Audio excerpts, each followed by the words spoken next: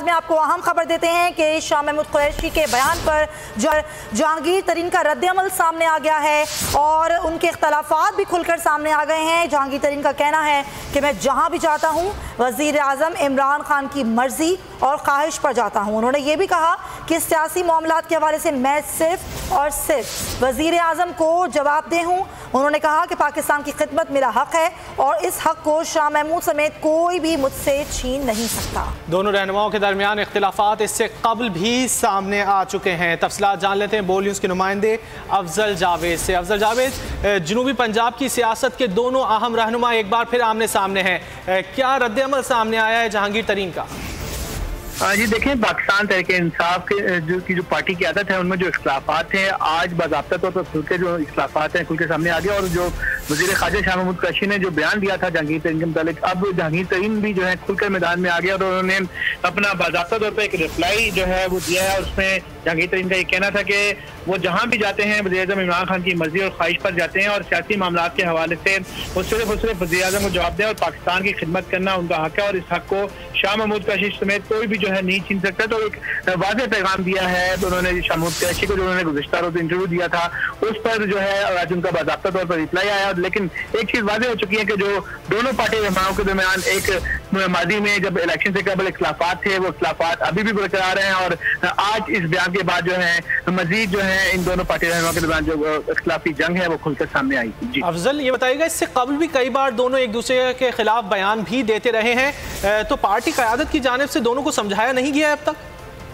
जी देखिए, इलेक्शन से चंद दिनों कबल भी जो दोनों रहनुमाओं के दरमियान काफी इख्तिलाफात थे और इस मामले पर वज़ीर आज़म इमरान खान को खुद मुदाखलत करनी पड़ी थी और दोनों रहनुमाओं शाह महमूद कुरैशी और जहांगीर तरीन को 1-on-1 जो है मीटिंग की थी और दोनों रहनुमाओं के उसके मुश्तरका मुलाकात कराने के बाद सीज़ फायर करवाया था। लेकिन जिस अंदाज से शाह महमूद कुरैशी ने जो बयान दिया उससे जो है तस्दीक जो है जो हमें ज़राए बता रहे हैं जहांगीर तरीन के उनकी हुई है। लिहाजा जहांगीर तरीन ने वज़ीर आज़म इमरान खान को भी इस मामले पर खुलकर आगाह कर दिया है। ठीक है अफजल, हमारे साथ ही आप मौजूद रहिए, इसी खबर पर तजिया लेंगे। सीनियर तजियाकार समी इब्राहिम साहब हमारे साथ मौजूद हैं।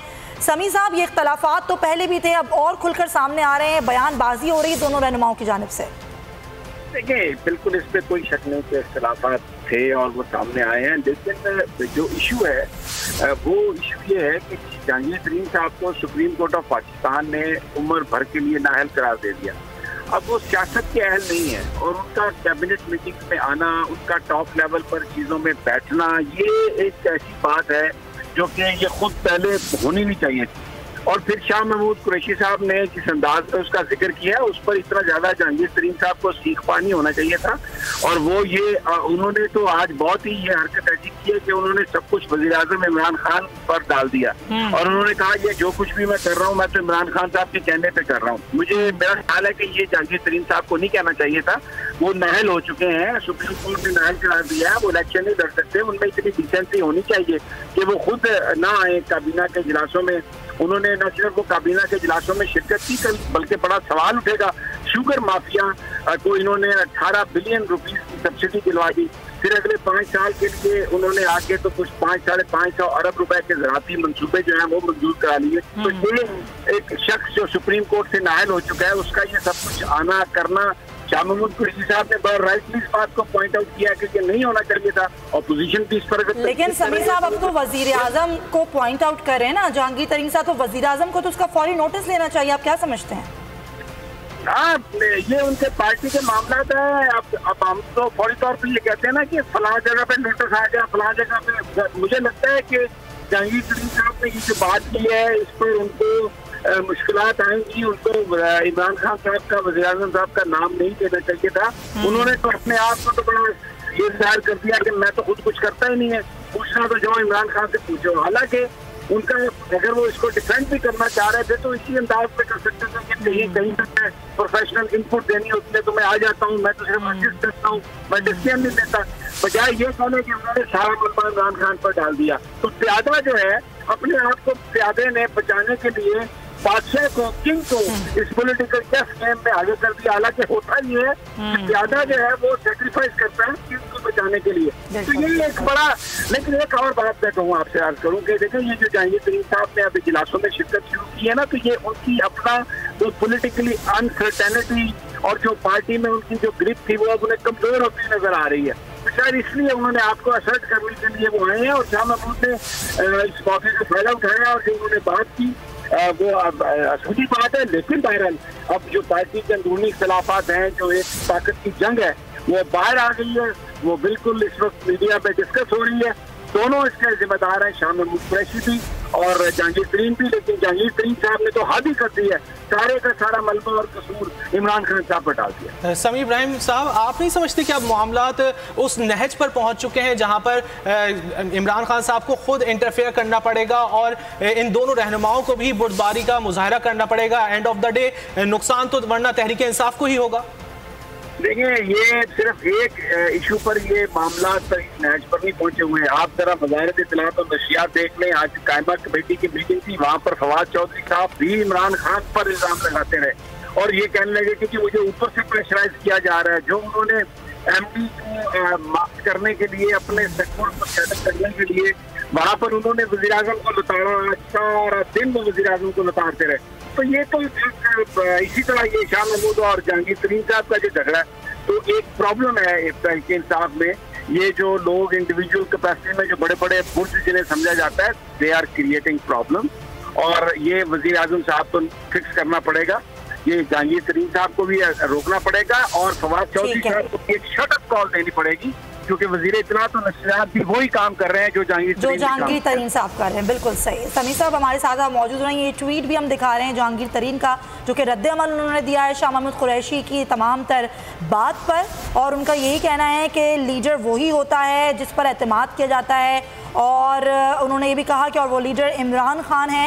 उन्होंने ये भी कहा कि शाह साहब, वज़ीर आज़म इमरान खान जहांगीर तरीन पर एतमाद करते हैं। उन्होंने कहा कि सिंध में मकामी शख्सियात आपको घास डालने के बजाय जहांगीर तरीन को तरजीह देती हैं। अपने ट्वीट में उन्होंने कहा कि वज़ीर आज़म ही जहांगीर तरीन को अपने साथ सिंध के दौरे पर चलने का कहते हैं।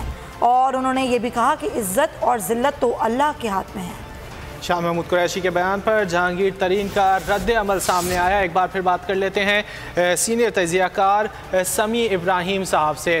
समी इब्राहिम साहब, गो के जहांगीर तरीन साहब जो हैं वो अब सियासत से आउट हो चुके हैं, लेकिन उनका जनूबी पंजाब की सियासत में एक अहम नाम तो है। तो आप क्या समझते हैं, वो बैक पर रह के कोई काम कर सकते हैं पार्टी के लिए, या ज़रूरी है उनको कि इस तरह के इजलासों में शिरकत करें जिस पर लोग जो हैं वो आवाज़ उठाएं? देखिए, बात यही है कि अगर उन्होंने अपनी पार्टी को सर्व करना है, इमरान खान साहब को सर्व करना है, तो वो बैक ड्रॉप में रहते हुए, बैकग्राउंड में रहते हुए बहुत कुछ कर सकते हैं।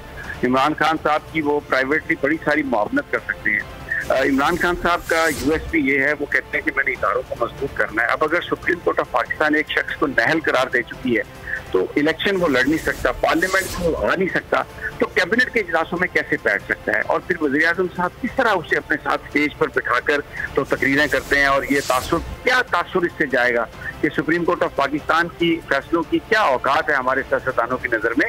इस सारी कहानी में जहांगीर तरीन एक इस वक्त हारे हुए जवारी हैं और वो अपनी गेम को बचाने की कोशिश कर रहे हैं। और आज उन्होंने जो मलबा डाला है वज़ीर आज़म पाकिस्तान पर डाल दिए सारा, अपने आप को बचाने के लिए।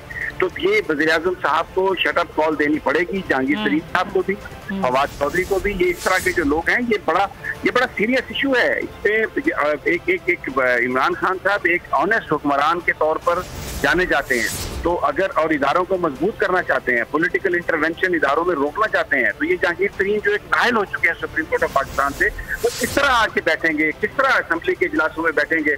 ये सब कुछ वो जो भी कर रहे हैं जहांगीर तरीन साहब, ये तहरीक इंसाफ के लिए प्रॉब्लम तो पायस है। वज़ीर आज़म को रोकना चाहिए एक नाअहल शख्स, और वो जो अभी इसका मतलब ये है कि फिर तो जो भी दूसरी जमातें या जो भी नवाज शरीफ साहब कर रहे हैं वो फिर दुरुस्त है। तो ये बड़ी उन्होंने मुश्किल में डाल दिया है जहांगीर तरीन साहब ने। इमरान खान साहब को जहाज पे बिठाया तो है, सैर तो कराई, सफर तो कराया, लेकिन अब मुश्किल में डाल दिया। तो ये एक इंतहाई एक ऐसी चीज है जिसका उन्हें फैसला वज़ीर आज़म साहब को करना होगा। यकीनन फैसला करना होगा वज़ीर आज़म साहब को। समी इब्राहिम साहब आपका और अफजल जावेद आप दोनों का बहुत शुक्रिया।